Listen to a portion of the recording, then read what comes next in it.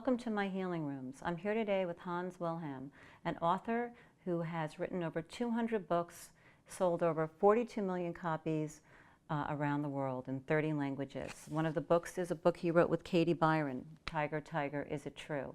Hans delivers universal truths in a simple and very accessible way. Welcome, Hans. Thank you, Barbara, for inviting me. I love the way you explain your beliefs of the universal law. It's done with, it's so accessible, it's done with such simplicity. Can we start talking about that? Well, I found out that one of my talents is to illustrate. And I see the world more visually than other people, hear more, feel more. So when I studied all these spiritual teachings over the last 50 years, I actually had a very clear picture how they work, sort of how the dynamic works. And this is what I now do in my videos, and I illustrate it where people can actually see how the law of karma, the law of projection, the law of attraction works. And I found it a wonderful way to explain these things for people who just sometimes get stuck in the very convoluted texts, because basically all these laws are very simple and very direct. So we're here, my belief is, we're this soul and we're in these earth suits. And that can get very heavy at times, especially if we're not aware of what the possibilities are that exist. And Hans has Life Explained videos, which you can access on YouTube, that explain all the different areas that we are struggling with or trying to understand. So I encourage everybody to look at the Life Explained videos. But what is your basic belief on why we're here and what we're experiencing and why we're experiencing? Well, I think what I believe is that we all have different reasons why we incarnate from the spiritual world, which is our true home, into this physical world. Some people just for experiencing things, some people to teach, some people to help others, some people to explore certain emotions, certain conditions. And many of us, maybe most of us, are come here to experience the karma which we have sown in previous lifetimes. That is a wonderful way for our soul to grow, to come into a physicality which is in this universe a dualistic one with two polarities, the plus and minus, and everything in this universe has got these two sides to it. And we sort of navigate through it, through our feelings, emotions, and what we see and what we feel. And it's a wonderful playing ground and growing ground for the soul to experience. Now, when we are in our little game here, which only lasts as an average of 900,000 hours, which is the average of a lifetime, it's very short. That sounds very short. It is very short. It's like going to the movies, basically. We easily forget that there is a much bigger plan that we have initiated ourselves. Nobody is doing anything to us. We have come here on our own accord with our total own agreement. Nobody is forced to incarnate. We knew that this life will be challenging prior our arrival here. And a lot of spiritual beings, the way I understand it, are actually admiring us of having had the guts to incarnate in this very difficult kind of environment. This is a universe, this planet Earth is very special and very unique because it allows most of free will. Most other kinds of realms of beings don't allow that much of free will. And free will is a very tricky thing to use and get used to. And therefore we have the law of karma, which allows us to experience whatever we send out, whatever we do, whatever we say, whatever we think will come back to us. So we experience the whole picture of our action. And this is the way how we learn and experience and how to deal with free will. Okay, so then this is my question. When you talk about in your beautiful videos that we have a soul group, right, and we incarnate and we have our agreement with these beautiful souls, and even things that happen to us that we might perceive as being awful or horrible are actually lessons that we have asked for or that this other soul is graciously performing for us in our play. But if there's karma, you also mentioned free will.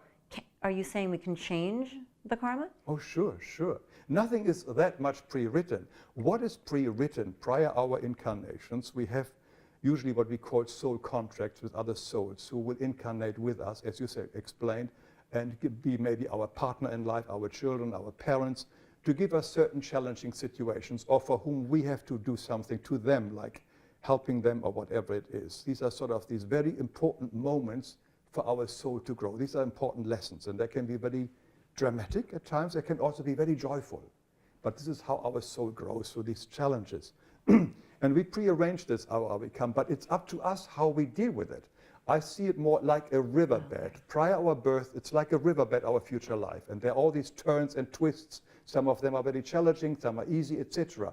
And it's up to us how we swim that river. As the old song goes, row, row the boat gently down the stream. It says, we can either fight it and resist it, or we can just go with the flow, as we say. And so it's up to us. We have free will in that riverbed. Right, so when you talk about that there's reality and fantasy, which I'd like you to touch upon, if we fight our reality, which is what exists, then we're not allowing our story to unfold. Or am I saying that right? We are not rowing down the river easily, no. The fantasy, what I call the fantasy, are all the programs we have accumulated in our lifetime, how our life should be. We should be married, we should be wealthy, we should be healthy. We've got these 1,000 things which we adopted from the environment, from other teachers, how life should be. This is a big fantasy bubble, and we cling to it, we love it. This is how it should be. Right. But reality has a totally different plan for us. Reality has the only plan is to learn to love. That is the only reason why we are here. That's the prime reason, is to learn to love. And reality comes into this bubble, our fantasy bubble, and really clashes with it. And the area where it overrides are our emotions. Our emotions tells us, here is something. Reality is here, but my fantasy is here, and I'm clinging to that fantasy. And until I surrender to reality, my emotions will really fight with me and give me a very hard time. Reality always wins, always wins. We only lose 100% if we fight reality. So be here now with what is. If we're creating a story that's going to clash with it, then we're creating our own obstacle for the gifts that might be present for us at that moment. We don't see it because we are stuck to our stories. We are attached to our stories. So even what we perceive as awful, sickness, death, all of those things, if we can step back a little bit, there is a gift for our learning, which then, again, ultimately you said is always to go back to love. Definitely, definitely. Everything in our world is just like this coin which I'm trying to get. Everything has two sides. There is no thing like a coin with one side only. It always has the other side. So the ones you mentioned, like war or illness or death, etc., we think it's negative. It has an equal amount of positive. Oh. And our skill is to learn that everything is totally balanced. You remember this Asian yin-yang sign, the two black and the negative? Yes. Everything is like this. And even the positive, what we call positive, like relationships, like marriage, etc., has an equal amount of negative, if we really look at it very carefully. And as long as we are infatuated with the positive, we are creating emotions because things don't work out, because reality is balanced. It's calm, it's always in harmony. If the universe wouldn't be in harmony, it would unravel in a second.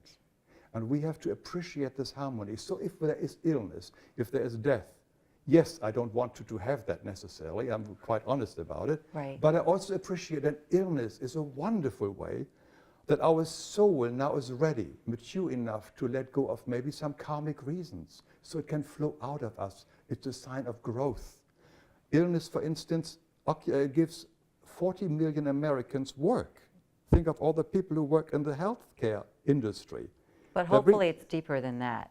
Hopefully illness is deeper than employment. I'm just adding a few of the positive things. The other things that it could do. You take illnesses away, we have got 40 million people unemployed. That will be chaotic. Well, if it's the medical association, it might not be bad. But anyway, we'll move on from that. But so even they have their positive.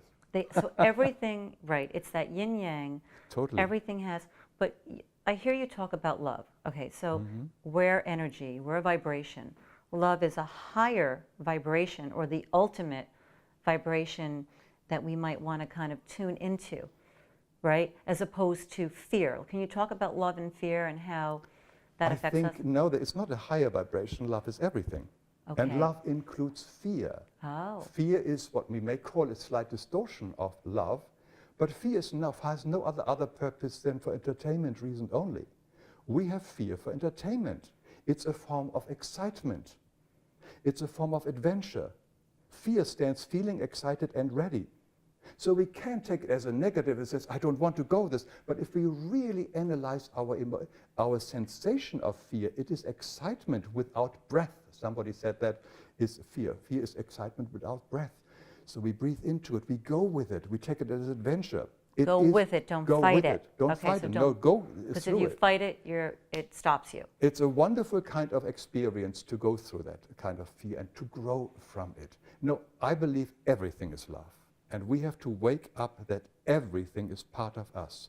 So the separation which we imagine is not existing, because everything, whether you take the carpet, we take the people next door, we take the stars and the planets, are not outside. They're all inside of us. We think the world is outside of us, but that is the big illusion.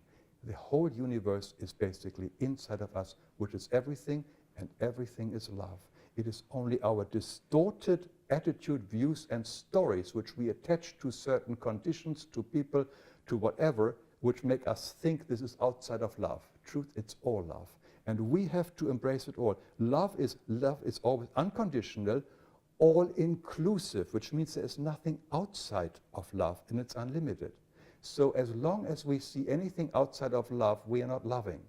Anything that we do not love keeps us in prison.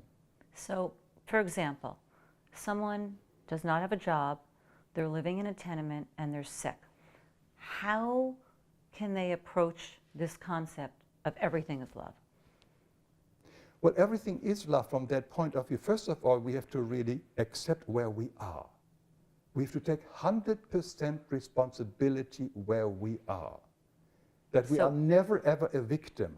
We have to overcome the victim idea, thinking that someone else is doing it to us. No, we have put ourselves into that situation, maybe on another level of consciousness. Now, I may agree, I didn't want to be unemployed and homeless or whatever it is in this lifetime, but on a higher level of consciousness, our own consciousness, we have decided this is the lesson for our soul to learn right now. So we first of all take 100% responsibility where we are. We stop the blame game. And the moment we stop the blame game and feeling sorry for ourselves, we have this vast energy suddenly available for us to make the changes, which is the next step. But we cannot see the next step for us to do for as long as we see ourselves as victim or someone else is doing it to us and poor me.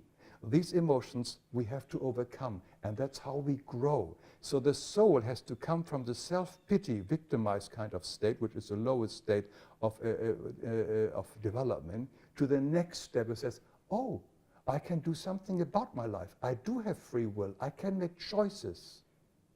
Right. And there are always choices. And if there are no choices in the physical world, like you are, for instance, in a prison, where the choices are limited, you always have the choice of attitude.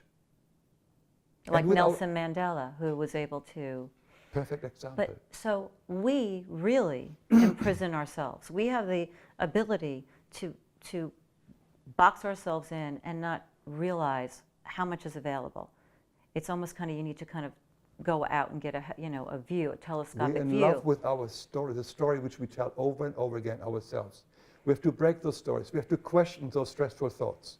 Is it true? And then we find out that we are attached to some story which we picked up, usually from our childhood, our environment, and it's not true. It's amazing. If you recently, because I've been looking at a lot of your videos and thinking about this, if you say, is that true? If you ask that about a lot of things, we're so boxed in by our beliefs, and it's I guess what you're saying is it's good to challenge them. Yeah, to question it. To question it. So I've heard you talk about The Secret. And there are people that sit there and they focus on something and they want it, and they're not getting it. Why? What's your opinion? Well, there are several reasons. First of all, it may not be right for you in this lifetime. For instance, you may have incarnated here to meet your mate somewhere who is a teacher somewhere in Denver, but suddenly you desire, you have this big mansion house on a beach and you want it, and suddenly you never make it to Denver, you never meet your mate. So sometimes what we are put our the deep wishes out are not necessarily right for us. I think Bernard Shaw thought there are only two tragedies in life. One is not getting your wishes fulfilled, and the other one is getting your wish fulfilled. Right. So because, again, I said earlier, everything has two sides. Whatever we crave for has another side. If we crave for a relationship, for wealth, whatever it is, it has the other side. We are just temporarily infatuated with these goals. And if we really understand that where we are is the most perfect spot to be right now to make the next changes, it's different. When one surrenders to what life is, one opens up to what needs to be done. That's the key word. It's to surrender to what is and then allow it to unfold. So if we're constantly coming up against a wall over and over and over, that's a signal that we're possibly not going in the right direction, Right. or we're not surrendering, or we're just not being. So with that being said, is being really happy and excited something that you feel is too much on one side of the coin? Excited, I would be a bit careful. I would say it's sort of inner joy and inner bliss would be the ideal state. And the inner joy and inner bliss you really feel, and I felt it in my own life, when I understand really that everything has two sides. Wherever I am is two sides. Whether I am in a great relationship, it will have its shadow. If I'm poor, and etc., I may be compensated by have a lot of people who are suddenly being friendly to me, who wouldn't be in otherwise, etc. I get compensated somewhere else. Everything has a positive. Once you understand that the total balance, it gives you a lot of peace, inner peace. Right. And whenever you get caught up into either in something you despise or something which you're infatuated with, you quickly question it and you go back to balance again. And the balance is, I would call, inner joy, inner bliss. And that is wonderful to have. That's why off and on. That's why we hear there are people, and I hear this from a lot of people I've spoken to, or therapists, the wealthiest people, or the people with what our society deems to be so important, or sometimes the emptiest people, and where you could go to an island and see people with a family with nothing, really seemingly just very happy because they just are with what it is that they have. That's a typical example was the recent survey of the happiness organization, which found Nairobi. People in Nairobi, people who are really with all the problems, are the happiest in the world. Wow. America is place 46. So there you have Well, it. there you go. There you go. That's basically, has nothing to do with wealth. We're swimming upstream. Yeah, it has nothing to do with wealth whatsoever. Wealth is lovely. It's nothing wrong with love. Wealth is neutral, like poverty is neutral, in a way. If you really look at it very carefully, it has both sides. As we know, Nairobi is lots of poverty, Right. and yet the people are happy for whatever reason, because it is not in wealth where we find our happiness. The happiness is only within Inside. ourselves. As long as we think the happiness is outside there, with wealth, the red sports car, with the right lover, the house, etc., we are constantly searching, we are constantly submitting ourselves, and what we are becoming, we become prostitutes. We whore ourselves to get these items. So, because I always like to talk about frequency and vibration, how would you tie that into, do feelings have a certain vibration or frequency, or is it just that we are that? Is there a way to explain that? Or? Many people discuss the difference between feeling and emotion. I just concentrate rather on the emotion. The emotions to me is a result of thought. A thought brings up something from our past, and it immediately projects and it immediately affects our glands, and they bring the serotonin or whatever it is. Like, for instance, I asked you to think of a lemon, I cut it and squeeze it, and immediately your mouth starts watering. It's just a thought, there is no lemon. But the thought, your body instantly reacts to a thought, to any thought we're having. So depression, happiness, is our thoughts are bringing these emotions out.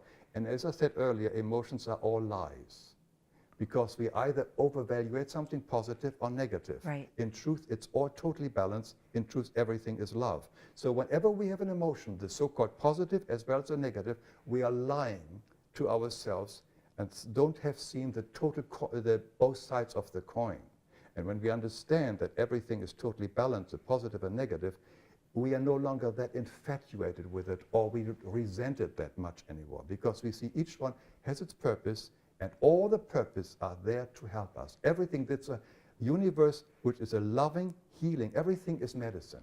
So this is a friendly universe. So someone Totally. grows up and they have actually called in, according to the principles we're talking about, which I also believe in, an abusive childhood, which leads them to destructive behavior and depression.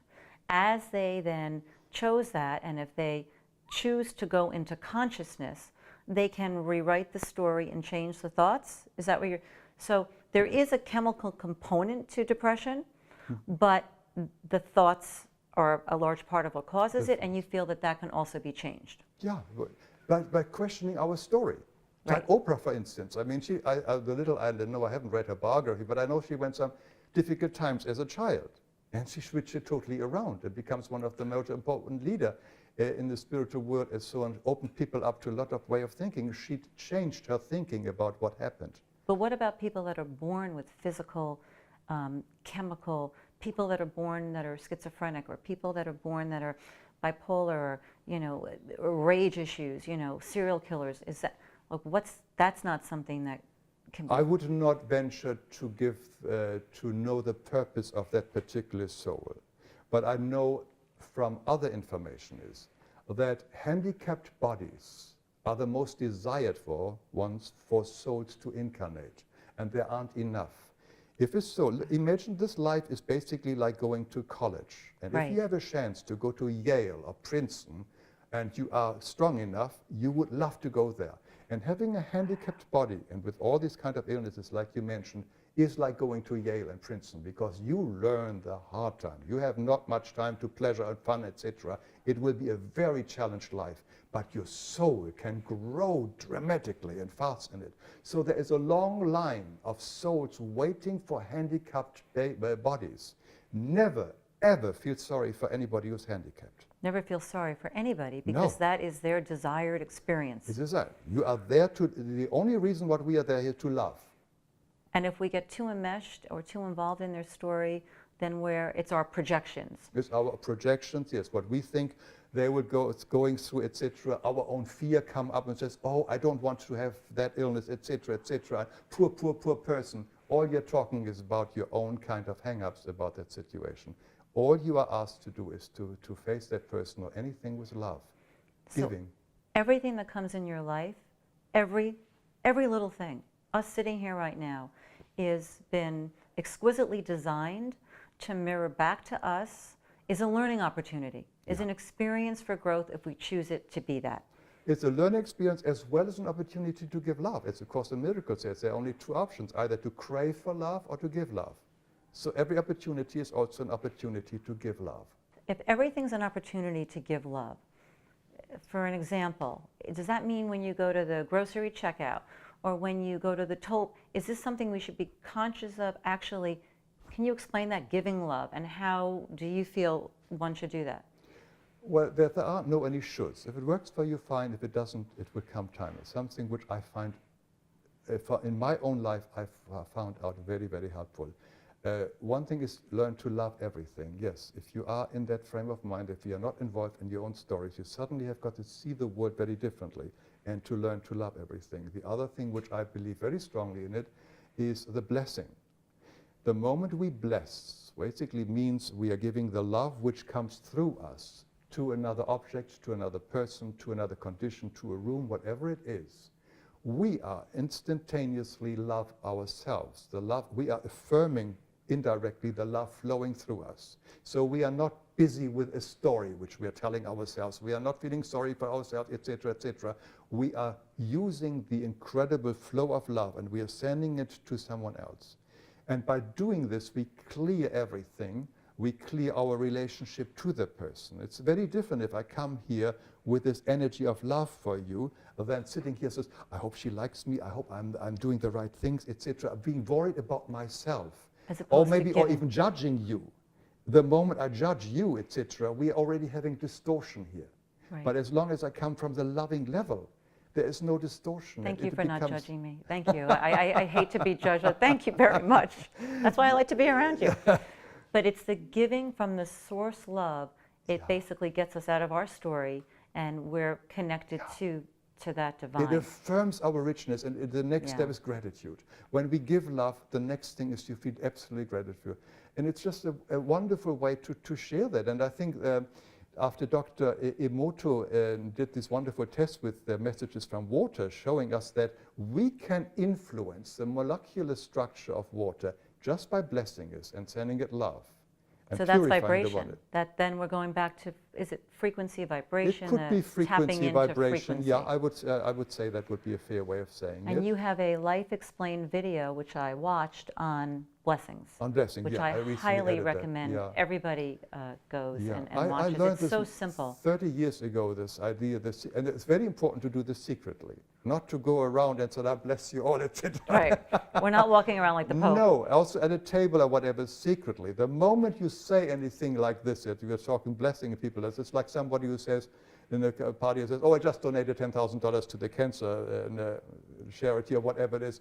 He wasn't donating, he was just boasting his ego. So you do it totally quiet, nobody must know about it. It's only between you and source energy. What are the ways to look at a situation if someone does something awful to you? Somebody offers to me, there are two ways for me to respond. Either I am upset about it, or I just can shake it off. This is their problem, it's not my problem. And that is usually then the case. If I have no emotional reaction, as I said, the emotion is always the key in telling us that we have lied to ourselves and not been honest to ourselves. But if the person evokes a strong emotion in me and says, how dare he or she does that to me, etc., etc., then obviously this is an element in me which has not been solved. Whatever the person does to me, I have been doing as well, either to myself or to others. If somebody accuses me of stealing and it upsets me, then I either have stolen from other people as well, or I've stolen from myself as well.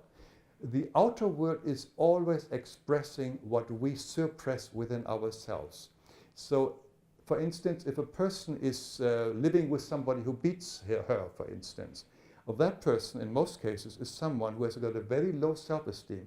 She is beating herself up all the time. I'm no good, I'm no good, I'm no good. So life, being love, sends a person, an angel, so to speak, like a husband, who beats her up physically, so that she realizes, oh my God, he beats me.